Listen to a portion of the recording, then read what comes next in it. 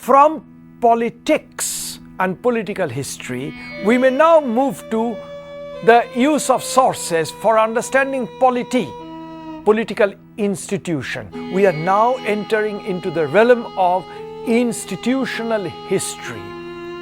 How institutions could be studied in the light of ancient sources. In terms of ancient India, we understand or often take for granted when we talk about polity that everything is monarchical. Why?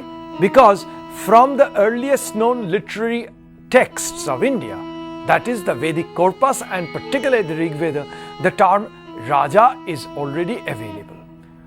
And therefore, many historians, particularly of the late 19th century and the 1920s, 30s, 1940s, straightforward translated the term Raja as king, which is quite valid.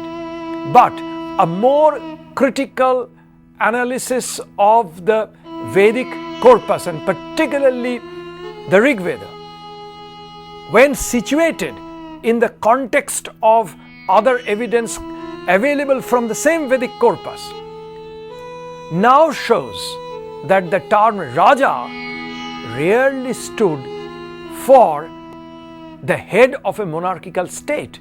It actually speaks of chieftains, because the Rajas in the Vedic corpus are rarely associated with any territorial position. They often figure as the head or the chief of a particular clan. Now, this combination of the study of certain vocabulary in a text situated in its context opens up new possibilities of understanding the political institution. If the Vedic corpus does not acquaint us with full-fledged monarchical setup, it is very much in keeping with the references to certain kinds of bodies which may be called popular assemblies figuring in the Vedic corpus, like the Sabha, the Samiti and the Vidatha. Now, these were popular assemblies where popular participation is possible, and that goes well with our image that this was a polity where full-fledged monarchy has not yet developed, and therefore popular assemblies were quite active.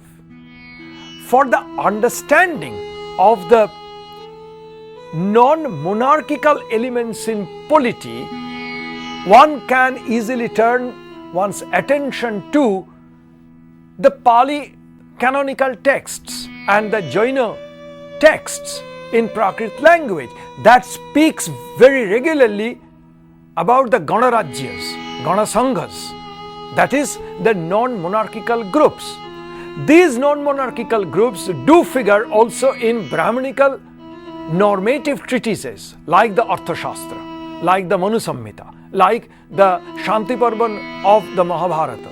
In these texts, however, the Brahmanical text, Brahmanical normative texts, there is an apprehension, a reaction against these popular assemblies and particularly the non-monarchical institution called the Ganasanghas or Sanghas or the Ganarajyas.